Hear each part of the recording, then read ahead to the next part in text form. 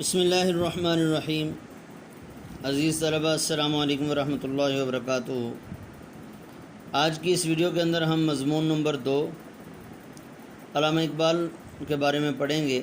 Doctor علامہ محمد اقبال رحمۃ اللہ علیہ۔ مت سہل اسے جانو، پھرتا ہے فلک برسوں، تب خاک کے پردے سے انسان نکلتا ہے۔ یعنی ایک عرصہ آسمان کو انتظار کرنا پڑتا ہے۔ یہ کوئی معمولی بات نہیں ہے کہ ہزاروں سال کے بعد، سینکڑوں سالوں، ہزاروں سالوں کے بعد کوئی ایک ایسا انسان پیدا ہوتا ہے جو کہ امت کی تقدیر کو بدلنے کا فریضہ سر انجام دیتا ہے، اور امت کی تقدیر کو اس طرح سے بدلتا ہے کہ پوری دنیا کی تاریخ کے اندر اس کا نام درج کر دیا جاتا ہے، اور قیامت تک کے لیے اللہ جل شانہ اس کا نام پھیلا دیتے ہیں، اس کو وہ عزت اور سرخروئی عطا فرماتے ہیں۔ دیکھیں، یہ دنیا مختلف اور متنوع پہلوؤں کا مجموعہ ہے۔ اس جہان رنگ و بو میں ایسی شخصیات بھی آئیں جو آسمان شہرت پر آفتاب و مہتاب بن کر چمکیں، یعنی شہرت کے آسمان پر آفتاب، سورج اور چاند بن کر چمکیں، اور شہرت دوام پا کر رخصت ہوئیں۔ انہی شخصیات میں سے ایک کو ہم علامہ اقبال کے نام سے جانتے ہیں۔ حکیم الامت علامہ اقبال نے اپنی شاعری اور ایمان افروز پیغامات سے مسلمانان ہند کو بالخصوص اور مسلمانان عالم کو بالعموم خواب غفلت سے بیدار کیا۔ مطلب خاص طور سے ہندوستان کے مسلمانوں کو، اور عام طور سے بالعموم یعنی عام طور سے پوری دنیا کے مسلمانوں کو اپنی شاعری کے ذریعے سے خواب غفلت سے بیدار کیا، اور بیدار کر کے انہوں نے مسلمانوں کو اپنی حیثیت دکھائی، اور مسلمانوں کے اندر یہ جوش پیدا کیا کہ مسلمانوں ذرا اپنے آپ کو سمجھو کہ تم کیا چیز ہو۔ برِ صغیر کے مسلمانوں کو تصور پاکستان دیا۔ تخلیق ارض پاک دراصل آپ رحمۃ اللہ علیہ کی فکری کاوشوں کا نتیجہ ہے۔ علامہ اقبال 9 نومبر 1877 کو شہر سیالکوٹ میں پیدا ہوئے۔ آپ کے والد بزرگوار نور محمد نہایت متقی اور پرہیزگار انسان تھے۔ آپ کی والدہ امام بی بی بھی بہت پرہیزگار تھیں۔ دیکھیں، والد کا نام نور محمد، والدہ کا نام امام بی بی، یہ نام آپ نے اچھی طرح سے یاد کر لینے ہیں۔ تاریخ پیدائش، سن پیدائش۔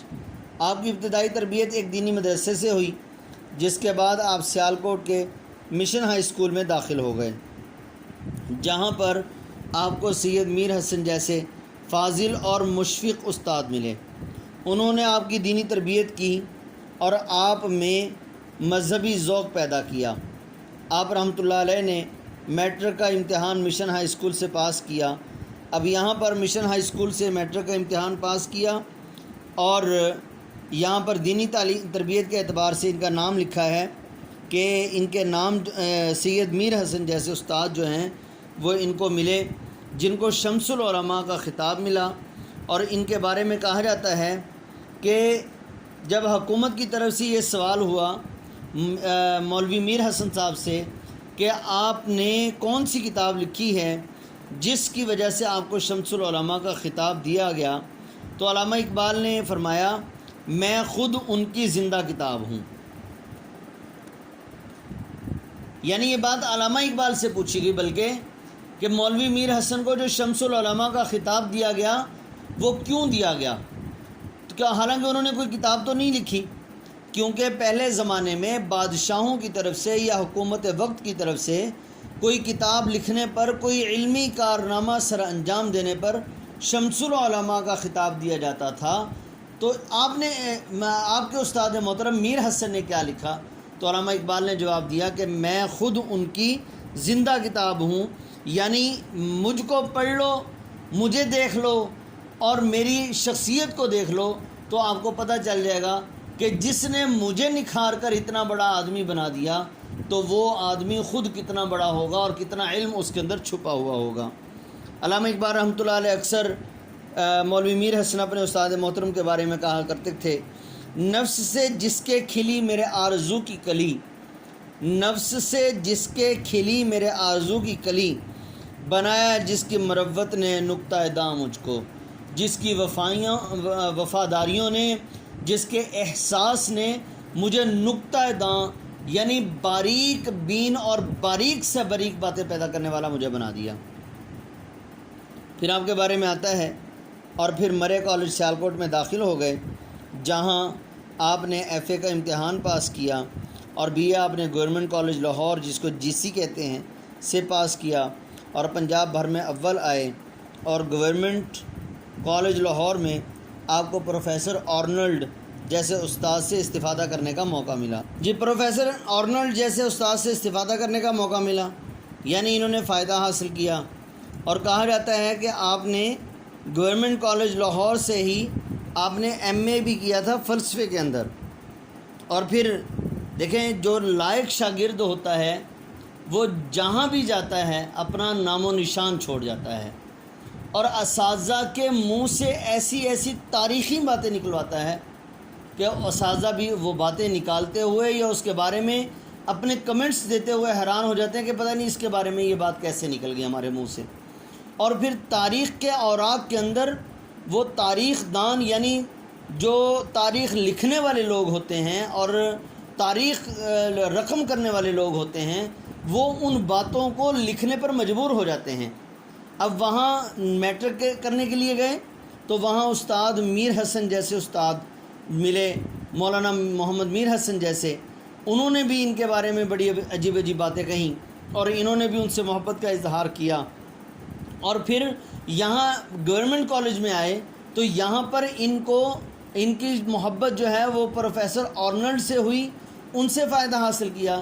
تو پروفیسر آرنلڈ نے علامہ اقبال کے بارے میں یہ کہا کہ اقبال جیسا شاگرد استاد کو محقق اور محقق کو محقق تر بنا دیتا ہے، یعنی استاد کو ریسرچ کرنے والا اور ریسرچ کرنے والے کی آگے مزید اس کے اندر تشنگی اور پیاس کو بڑھا دیتا ہے کہ جب ایک اسٹوڈنٹ اپنے ٹیچر سے بار بار کوئی سوال کرتا ہے اور سوال آزمائش کے لیے نہ ہوں بلکہ اپنے علم کو زیادہ کرنے کے لیے ہوں اور استاد سے مزید فائدہ حاصل کرنے کے لیے ہوں، تو پھر استاد کے دل کے اندر اس شاگرد کے بارے میں احساس، محبت اور اس کی پیاس کو، علمی پیاس کو بجھانے کا جذبہ پیدا ہوتا ہے، جس کی وجہ سے استاد جو ہے وہ محقق بن جاتا ہے، اور محقق جو ہے وہ محقق تر بن جاتا ہے کہ اس کی تحقیق کو اور زیادہ پروان چڑھتی ہے، یعنی اور زیادہ عروج ملتا ہے۔ ایم اے کرنے کے بعد آپ کچھ عرصہ اورینٹل کالج اور پھر گورنمنٹ کالج لاہور میں پروفیسر رہے۔ اس کے بعد اعلیٰ تعلیم کے حصول کے لیے 1905 میں انگلستان روانہ ہوئے، کیمبرج یونیورسٹی سے بارٹلہ کی ڈگری حاصل کی۔ یہ اہم پوائنٹ ہے کہ کس کس ادارے سے، کون کون سے شہر اور ملک سے کون کون سی ڈگری حاصل کی۔ جرمنی کی میونخ یونیورسٹی سے پی ایچ ڈی کی ڈگری حاصل کی۔ 1908 میں وطن واپس آ گئے۔ علامہ اقبال کو اپنے استاد پروفیسر آرنلڈ سے بے پناہ محبت تھی۔ جامعہ انگلستان کے دوران آپ نے پختہ ارادہ کر لیا تھا کہ شعر نہیں کہیں گے، مگر پروفیسر آرنلڈ سے کے کہنے پر آپ نے شعر کہنا جاری کیے، اور پروفیسر آرنلڈ کے انتقال کی خبر ملی تو بے ساختہ آپ کی زبان سے یہ الفاظ نکلے، آج اقبال اپنے ایک عظیم دوست اور مشفق استاد سے محروم ہو گیا۔ علامہ اقبال ابتدائی سے بہت سی انفرادی خوبیوں کے مالک تھے، جیسا کہ مثل مشہور ہے، ہونہار بروا کے چکنے چکنے پات، یعنی جو بچہ اچھا ہو اس کے ہاتھ جو ہیں بڑے نرم نرم ہوتے ہیں خوبصورت بچے کے، اسی طرح جو بچہ لائق ہو وہ بچہ جو ہے وہ اور زیادہ پروان چڑھتا ہے۔ یہ مثل آپ پر پوری اترتی تھی۔ ایک مرتبہ مدرسہ میں دیر سے پہنچے، استاد صاحب نے دیر سے آنے کی وجہ پوچھی تو جواب دیا، اقبال ہمیشہ دیر سے آتا ہے۔ استاد نے وجہ پوچھی کہ اقبال دیر سے کیوں آئے، تو اقبال کا معنی بلندی بھی ہے، تو انہوں نے جواب دیا، اقبال ہمیشہ دیر سے آتا ہے مطلب اپنے استاد کو یہ بتانا چاہ رہے ہیں کہ جو لوگ بلندی حاصل کرنا چاہتے ہیں ان کو بلندی جلدی نصیب نہیں ہوتی، بلکہ بلندی بہت زیادہ محنت، مشقت اور کافی عرصہ گزر جانے کے بعد نصیب ہوتی ہے۔ تو عزیز طلبہ، اس میں دیکھیں شاگرد کی اس حاضر جوابی پر استاد نے نہ صرف دیر سے آنے کی سزا معاف کر دی بلکہ انعام بھی دیا۔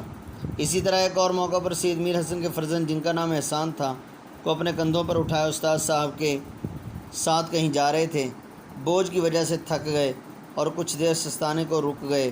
استاد نے رک جانے کی وجہ دریافت کی تو بولے آپ کا احسان مجھ پر بھاری ہے۔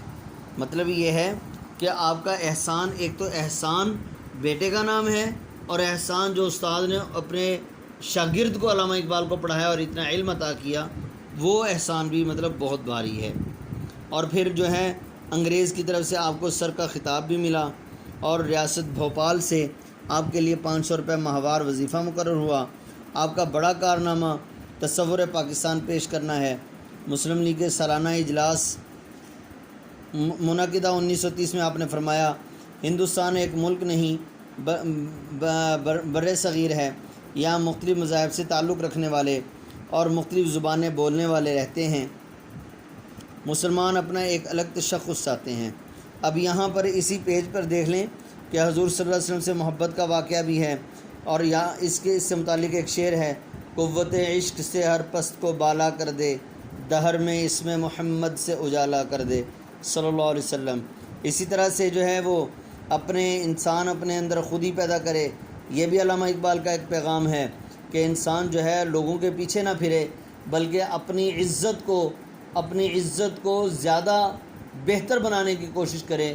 وہ اسی وقت ہوگا جب اس کا تعلق اللہ سے مضبوط ہوگا اور لوگوں کے دروازوں پہ نہیں پھرے گا، لوگوں کے آگے دستے سوال نہیں پھیلائے گا۔ خود ہی کو کر بلند اتنا کہ ہر تقدیر سے پہلے خدا بندے سے خود پوچھے بتا تیری رضا کیا ہے، کہ تیرا اللہ کے ساتھ تعلق اتنا زیادہ ہو جائے کہ اللہ پاک ہر بار تجھ سے یہ پوچھے کہ اے بندے تیری جو رضا ہوگی میں اس کے مطابق ہی تیرا فیصلہ کروں گا۔ اور پھر انگریزوں سے نفرت بھی کی انہوں نے، دیکھو جیسے کہتے ہیں اٹھا کر پھینک دو باہر گلی میں، نئی تہذیب کے انڈے ہیں گندے۔ اور پھر کیا کہا کہ اٹھانا شیشہ گرانے فرنگ کے احسان، سفال ہند سے مینا و جام پیدا کر۔ یعنی یہ فرنگ، یہ انگریز کے بھاری احسان کو، ان کا شیشہ نہ اٹھا، ان کے احسانات نہ لے، ان کے ہاں ملازمت نہ کر، بلکہ خود محنت کر۔ کیوں؟ اس لیے کہ ان کے اگر تو ملازمت کرے گا انگریزوں کی تو اس صورت میں یہ بھاری پڑ جائے گی اور تجھے ایمان سے ہاتھ دھونا پڑ سکتا ہے، اس لیے ان کو چھوڑ دے۔ بلکہ جو ہندوستان کے ٹھیکرے ہیں اور کچی مٹی کے جو ٹکڑے ہیں، ان ٹکڑوں پر ایسی محنت کر، ان مٹی کے ڈھیلوں پر ایسی محنت کر کہ وہاں سے موتی نکلنے لگے اور قیمتی پتھر نکلنے لگیں۔ اور کیا کہا کہ سفال ہند سے مینا و جام پیدا کر، کہ ان سے ہی شیشہ بنے اور جام پیدا ہونے لگے۔ پھر ان کی تصانیف ہیں، کون کون سی انہوں نے تصانیف لکھی؟ بانگ درا، پیام مشرق، زبور عجم، جاوید نامہ، ضرب کلیم، اور پھر ان کی وفات ہے اور اشعار۔ تو عزیز طلبہ، علامہ اقبال مضمون کے اندر آپ نے جو ہے یہ تمام کی تمام چیزیں یاد کرنی ہیں۔ پیج نمبر 392 اور 393 یہ آپ کو جو ریفر کی ہوئی ہے شرح سرمایہ اردو، اس سے آپ نے یاد کرنا ہے، اسی سے آپ کے MCQs بنیں گے۔ السلام علیکم ورحمۃ اللہ وبرکاتہ۔